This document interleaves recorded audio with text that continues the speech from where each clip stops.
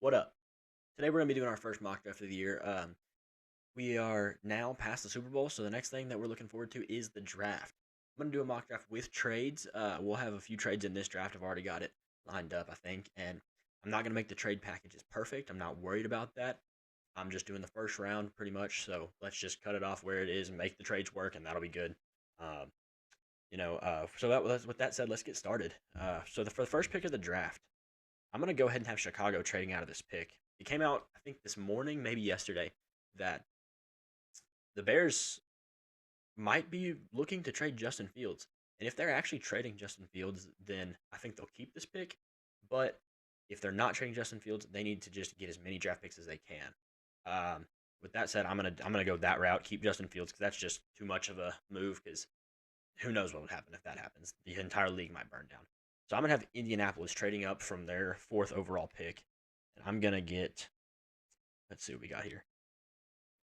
I'm just gonna make these work. Like I said, not worried about the actual value of this.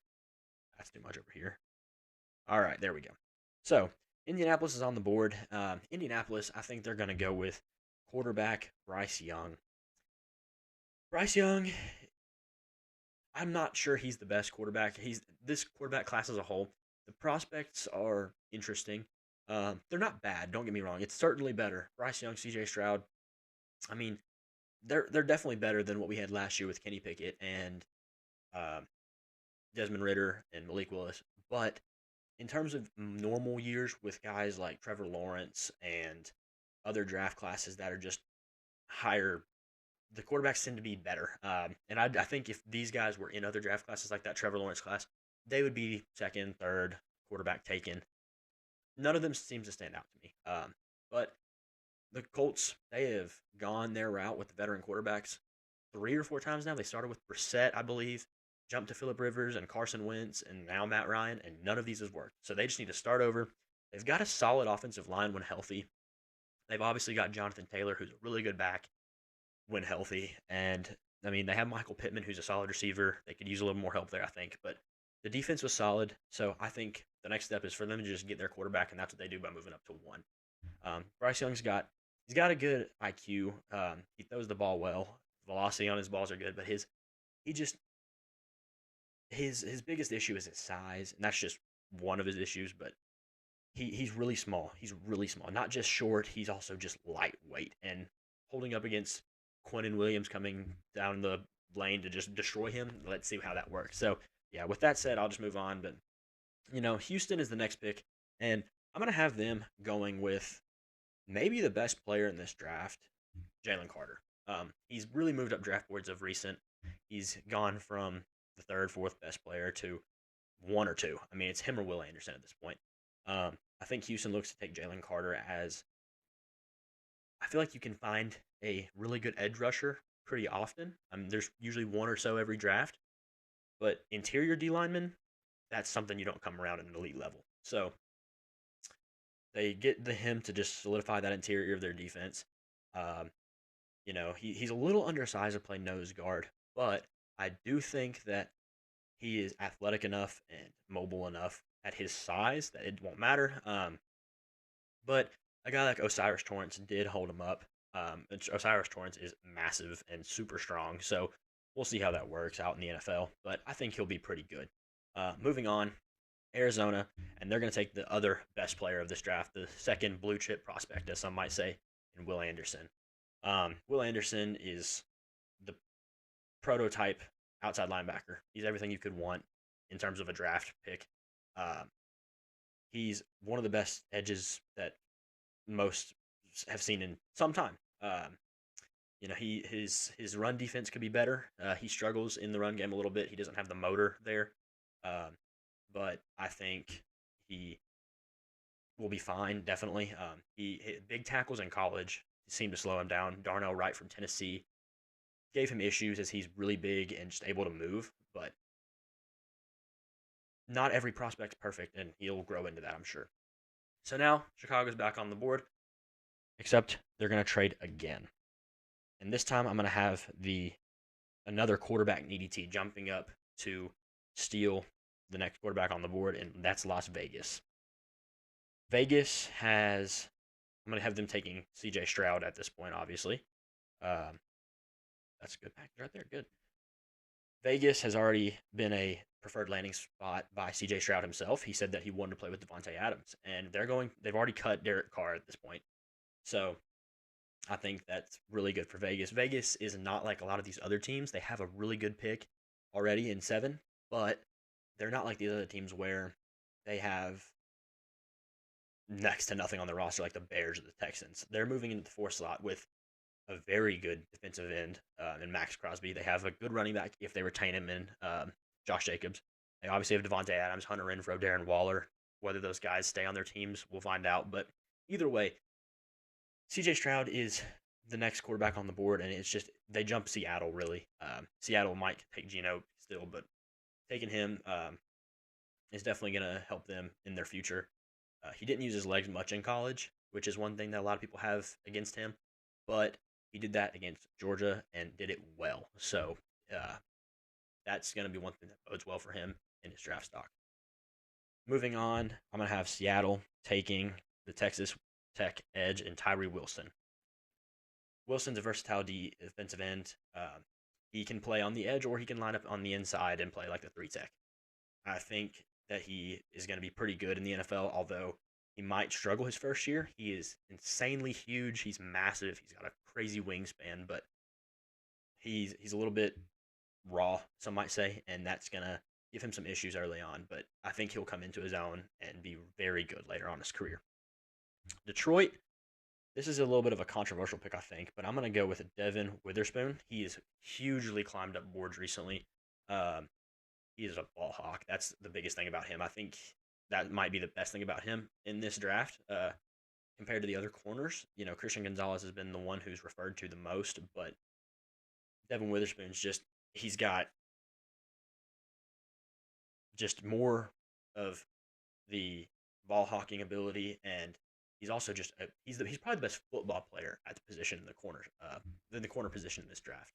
He's pretty solid in the run defense. He knows how he has good instincts to get there, so that's why I think Detroit will choose him. Just a guy who might be the best football player on this position group that they need, anyways.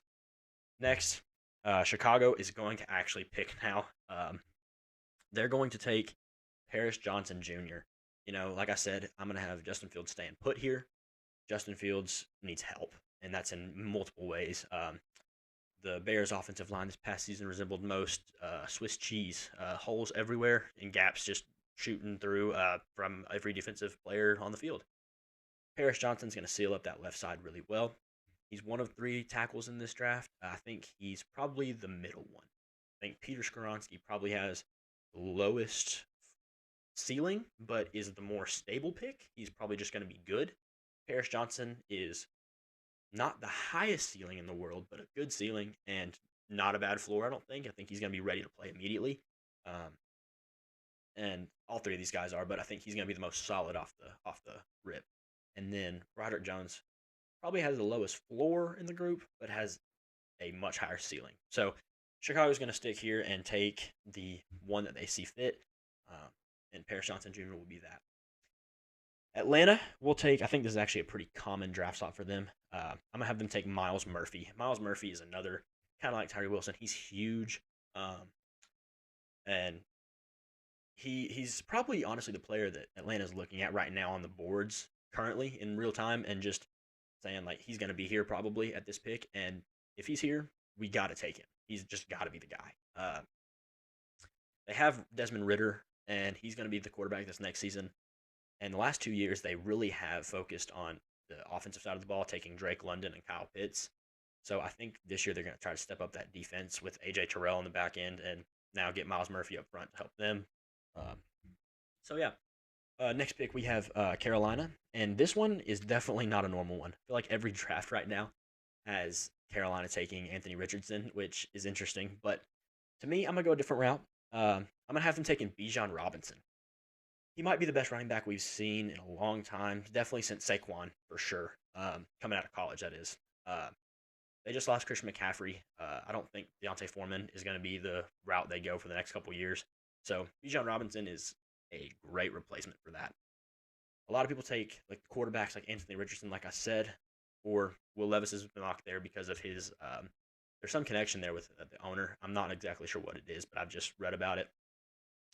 But they actually have pretty much a rookie quarterback this next season already in Matt Corral. I'm not saying Matt Corral is going to be that good, but with Matt Corral not playing it down in football yet in the NFL, plus Sam Darnold being decent at the end of last year, plus PJ Walker is he's a guy. I mean, he's something. I mean, that's enough to say that they don't need a quarterback right this minute to me. So Bijan Robinson will come in. He'll be a really good back, and he's a dynamic replacement for Christian McCaffrey that they obviously need either way, one way or another. So yeah, my next pick is Philadelphia. They just came off the Super Bowl run, lost it, but were really close, and I think they're really happy that Christian Gonzalez is still on the board.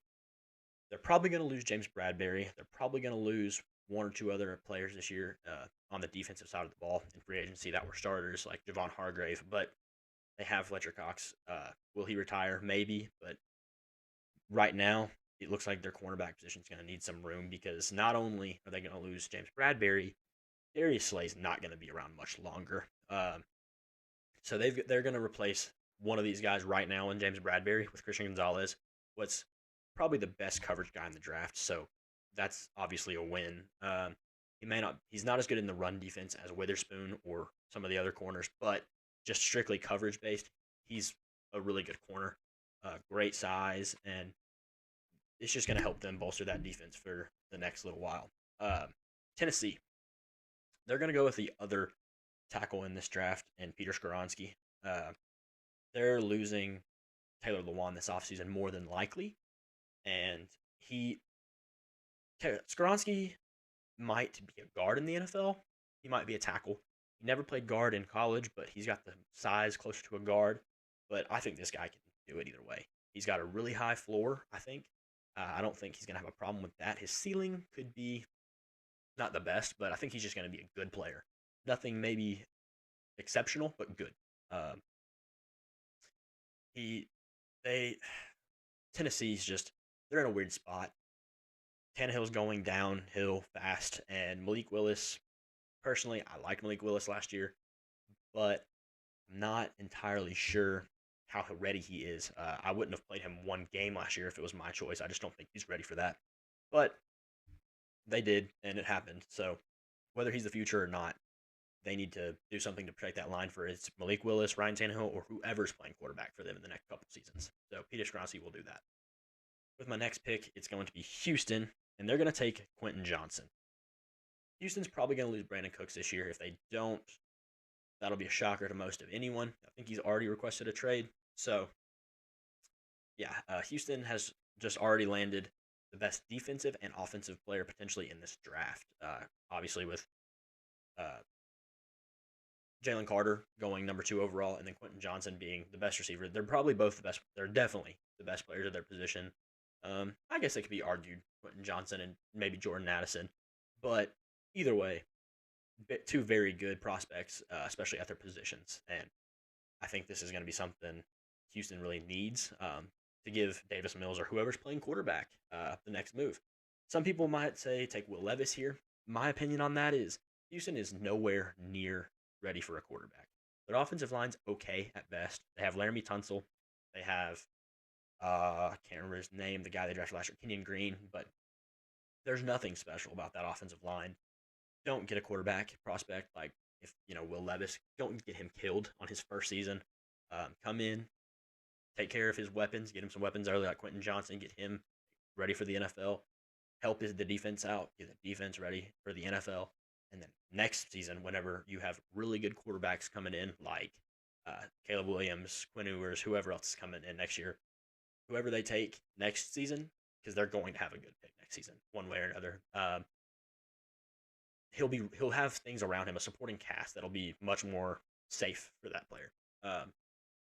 Much about that though. Moving on, I'm gonna have the Jets taking Brian Branch. This might be a little early, some might say for him, but the Jets have Bob Saleh as their head coach, obviously, and they had a really good defense last year. Obviously, Saleh's specialty is on defense, but this is going to be the best safety in the draft, and he's going to come in and start day one. I believe Lamarcus Joyner is their starting free safety right now, and he's 31 or 32. So he's on his way out soon if he's not a free agent already. Brian Branch will come in, start instantly. Having him with Sauce Gardner and then the rest of those corners will be a very good fit amongst that team, and it'll be something that will just be really solid for a long time. Um, New England is the next pick, and this is going to be something that might surprise some people. I think it's a shocker to me. New England doesn't usually pick anybody who belongs in the first round, to the expectation at least, and they're not going to do that here. They're going to go with Jordan Addison. They don't also take receivers in the first round most of the time, but he's a first round pick. I mean, for sure, and he's small, but he's so fast, and he won the Blitnikoff Award in his last year at Pitt. He went to play with Caleb Williams at USC. Had a good season. Did tail off a little bit in the end there. Touchdown production was pretty low. I think he had 2 touchdowns in the last 7 games. So something maybe to be desired there. But, I mean, he's still a burner. New England doesn't have the most dynamic set of weapons, and this will really fix that. So, yeah. The next pick I'm going to have, this is super normal. This is a very common pick. But Green Bay's going to get Michael Mayer. Very ironic that when Rodgers presumably leaves, they get help. he's the best tight end in this draft class by far. Probably the best tight end we've seen in a draft in a little bit. But he's a menace. He's huge. He can block, like really block, and as a tight end, and he's not the most fast. He may not be the best route runner, but in terms of just being able to block, and then just his strong hands will be able to catch any ball that comes at him. So the speed won't be the hugest issue there. But yeah, next pick is going to be Washington, and they're going to take. This one is a name that's been falling down boards really heavily. They're going to go with Kelee Ringo. Kelee Ringo has a lot of potential, but he's been pretty iffy for the last little while. Got burnt by Marvin Harrison, but a lot of people are turned off by that, him getting killed by Marvin Harrison in that college football playoff game. But in my opinion, Marvin Harrison is just that dude. So is that really the worst thing? I don't know. I think most corners would get burned by Marvin Harrison. So I think it'll be fine. He definitely is a little bit raw, but he's got probably the highest potential in the entire class of corners, higher than Gonzalez, higher than Witherspoon, but he also has a far lower floor and there's risk there. So that's why he'd go a little later. But I think that ceiling is enough for Washington to jump on it, even with Joey Porter, Cam Smith on the board. They have Kendall Fuller, who's 28, 29, and then Ben St. Juste. So what's there to lose? With my next pick, I'm going to actually have a trade. Seattle is going to jump up to where Pittsburgh is. And let's make this trade real quick. Pittsburgh's going to trade 17 to Seattle for whatever they can get. Oh, man. Oh, you don't like that. Okay, there we go. So Pittsburgh moves back 3 spots. Seattle comes up because Seattle sees that Anthony Richardson is still on the board, and they're excited about that. Anthony Richardson's super raw. His not velocity. Wow, his measurables are insane. He's huge. He's strong. He's fast. He can run, but his accuracy is not anything desirable, and he's extremely inconsistent at the moment. In terms of just quarterback play, he did play in a system that is very professionally based, so I think that'll help him. But you have Geno coming back more than likely. Geno played well. He deserves another contract. He is a little older, though. I believe he's 30 years old. So hit Geno on a 1 or 2 year deal. Let Anthony Richardson sit behind a guy who's really taken a roller coaster ride through the NFL at the quarterback position. Just let Anthony Richardson develop. That's what you can do. They've already got Tyree Wilson, who's going to be a really good help on that defensive line. And this will be something to help them shore up that offense really well in the future, assuming he pans out. Next, we have Detroit, and I'm going to have them going with Brian Bresee. Detroit has Not a whole lot on that defense. That was their biggest issue this year. They could score really well. They couldn't stop anybody from scoring. So if you score 40, that's great. But if the other team scores 50, it doesn't matter. This gives Aiden Hutchinson some help. Brian Bressee's stats don't jump off the page in college, but watching him, he can take his job and do it in an elite way. There's no concern there. He's going to do his job and do it well. He may not have the highest ceiling ever, but Detroit's interior defensive line right now is Lynn McNeil and Isaiah Buggs. That's not in any way acceptable for the NFL. So I think moving him in there, he'll start instantly. That won't even be a question, and this will help him. He'll take away a block or two every single play. So Aiden Hutchinson, the other guys on the edge, will have a field day in the backfield after that. But my next pick, it's going to be Tampa Bay, and Tampa Bay's in a weird spot. They're obviously may not be in a rebuild, but they're definitely going to hit that reset button a little bit. Will Levis is going to be the pick here. He's interesting. He's raw as well. I think Anthony Richardson obviously is a good runner, and Seattle's already taken him, and that's where I think his value shoots up. But Will Levis can run, nothing special, but he's prototypical size. He's what you want in a quarterback, but he's all over the place. It's just not safe. His processor's not there. He did play a pro style scheme as well in college. Kentucky used a lot of full field reads, which is something that a lot of colleges don't do. A lot of colleges just do one read things. He's taken under center snaps. Those two things are really big for college quarterbacks because those don't happen a whole lot anymore. But Tampa Bay, they could go corner. They're losing Jamel Dean this year more than likely. But Tom Brady's gone. They have Kyle Trask and Blaine Gabbert. So Will Levis is at least something to look at with some expectation of growth. So I like that. Pittsburgh is on next, and I think Pittsburgh is elated that Broderick Jones is still here. I don't think if this happens in real life, I'll be pretty shocked, honestly. But this just happened out in my draft. Broderick Jones definitely he's got that ceiling. He's a monster. He's a mauler in the run game. He didn't play two full seasons of tackle in college, which is going to be an issue for most, but he has quick feet, quick hips. He's massive, and Pittsburgh simply just Dan Moore didn't cut it this year. So Broderick Jones will come in. He'll start at left tackle, and then you can push Dan Moore, Chukwuma Okorafor. They'll fight for the right tackle spot this next year. But yeah, that's going to be definitely interesting for sure. If he lands there, personally, I would be so happy. But yeah, it just kind of shook out that way this draft. Next, the Los Angeles Chargers. There's these guys on the board. I've seen Joey Porter Jr. mock them a lot. Corner could be a need for sure. Receiver could be a need, and I'm going to go with the receiver route. And I'm not going to go with Jackson Smith and Jigba, though. I'm going to go with Zay Flowers. There's a pretty big rumor that dropped, I think, last week that the Chargers may cut Keenan Allen. He does have a big cap hit. He can't stay healthy. He's had this issue for years. So I think going the receiver route makes sense. They're going to have Mike Williams, and they had Joshua Palmer, who played well when he was called on. But Zay Flowers is a guy that the Chargers haven't had in a long time. He's the type of player that they haven't had. He's a burner. He's very fast. They haven't had a burner in a while. Herbert's got a cannon of an arm. So give Herbert somebody that he can just throw the ball downfield and somebody can go get it. But yeah. Next is Baltimore.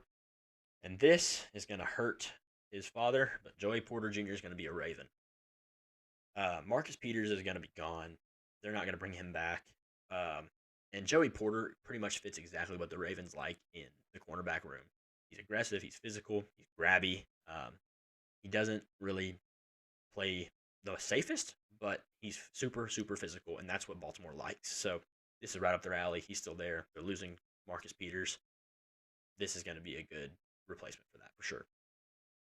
Minnesota is on the board next, and they're going to take Lucas Van Ness out of Iowa. Lucas Van Ness, Minnesota. Let's start there. They weren't a bad team this year, but pretty sure they had like a negative 30-point differential. That was mainly from like 2 games, but either way, that offense was fine. They have Justin Jefferson, the offensive player of the year. Kirk Cousins is okay. He's fine. He's underrated, I think, but he's not great. But either way, their defense was a huge issue.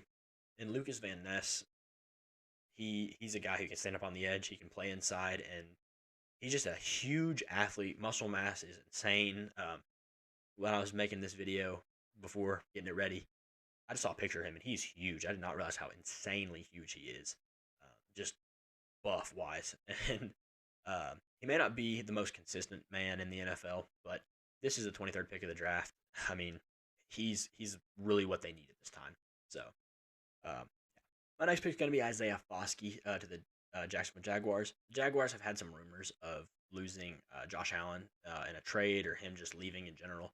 Not entirely sure why. They were obviously an up-and-coming team, but either way, this will be a good replacement. And if he doesn't leave, the other edge spot I'm not sure is too secure. Trayvon Walker can play inside if he needs to. This will be back-to-back edge, and I think that's fine because their offensive line is okay. I don't really think there's anybody on the board here that fits their offensive line too much. And their receivers are fine. They're going to have Calvin Ridley next year. They obviously have Christian Kirk. And then Zay Jones is probably going to get extended. And then I think that this is just going to be a pick that sticks. So then after that, I'm going to have the Giants taking linebacker Trenton Simpson out of Clemson. Trenton Simpson is a really good size for a linebacker. He has some experience on rushing the edge as well. He's not exceptional in coverage. He could be worse. He's quick, fast. He's going to be able to chase down any quarterback. Anybody coming up the middle, he's going to blow them up. He's really fast for his position. It's going to be really helpful for him. And he's definitely better than anything the Giants have at the position at a long shot. So they're going to stick there. Dallas is going to go with Cam Smith. Cam Smith seems kind of like Trayvon Diggs as well. He's really aggressive. He doesn't back down from anybody. Not the highest speed, penalty ridden. I think he drew some of the most flags of his position in college football. He had 10 or so flags, I believe. But he's going to be a good corner, I believe, and he'll help out that secondary pretty well. After that, Buffalo is going to take O'Cyrus Torrence. Buffalo is sitting there on the edge. I mean, they've been a Super Bowl contender for the last few years, but have fallen short massively. There's been huge issues, and that's because I believe their offensive line is just not good. I mean, it's not good in the running game, and it doesn't help that anytime they try to even, like, other running facets, Josh Allen, he just has to take off. That's the only option they have. Getting O'Cyrus Torrence, he's huge. He's going to be able to eat up blocks. He played like guys like Jalen Carter in the SEC, and he won his reps thoroughly. So he's going to be a guy that's really going to help them submit that O-line into something that is much better than they've had in a while and get that running game where it needs to be for them to actually contend in a real sense. After that, we're going to have Cincinnati, and they're going to reach a little bit here, but they're going to take the next tackle on the board in Anton Harrison. Anton Harrison may not be the best, but Cincinnati just needs that offensive lineman. They need that left tackle spot secure. They have Lyle Collins from the Cowboys that they got this previous season on the other side at right tackle, but Joe Burrow was still just getting destroyed in the playoffs. So I just think that they just need to continue fixing this O-line for him if they're going to keep him around and keep him healthy for the next few years so they can actually try to contend. They're probably not happy that O'Cyrus Torrence just went in front of this, but Anton Harrison is the next guy on the board, and I think they take him over DeJuan Jones just because DeJuan Jones doesn't have the experience at the left tackle position like he does. So next, we're going to have New Orleans, and they're going to take Jahmyr Gibbs out of Alabama. Alvin Kamara may not play next season due to his off-field issues.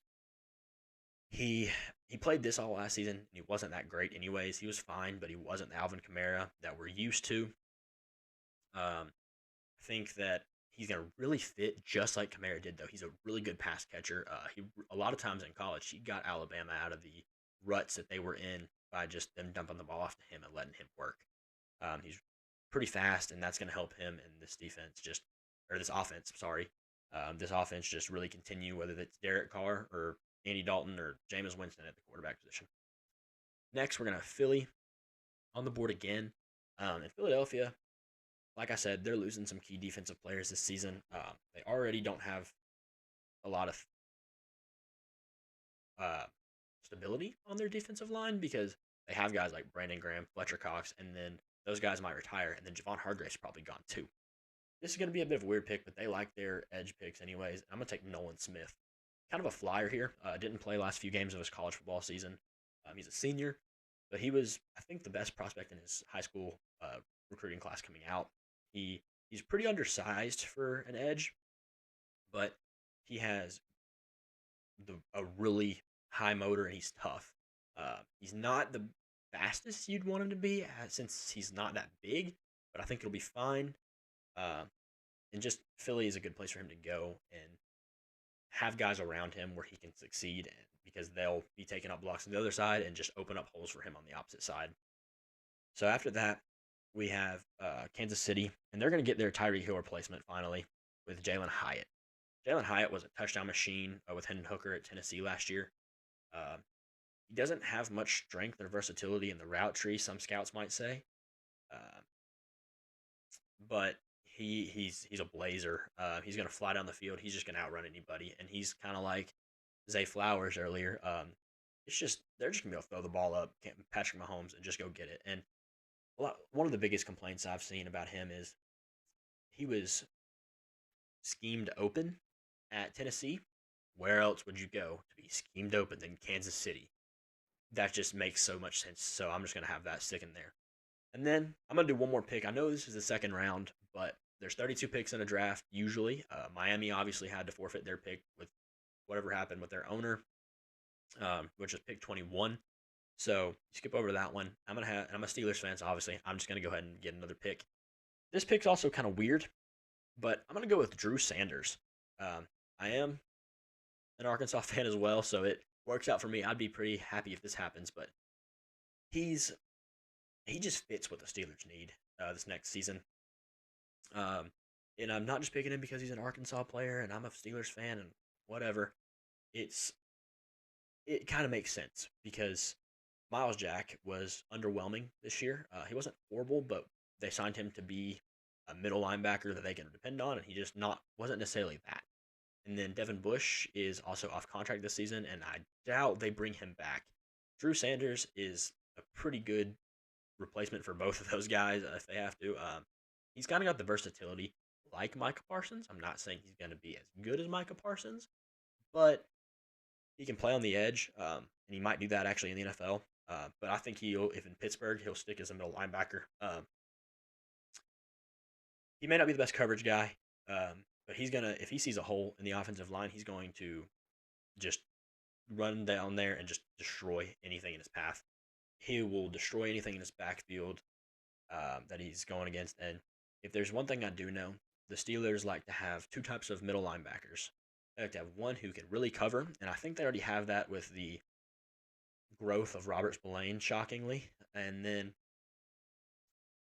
other than that, they like to have what they call their thumper, which was like Ryan Shazier and Vince Williams. You had Ryan Shazier able to cover, roam around the field, do whatever he needed to, and then they had Vince Williams who would just run down through the offensive line and kill anybody behind there. So I think this is going to really work with that. They may not have the best coverage backer with Spillane, but that's something that can be replaced down the road, or if they keep Jack, or if they keep Bush. So that's going to be it for this mock draft. Thank you for watching, and if you like the content that I'm making, please like and subscribe. I'm going to be doing this more.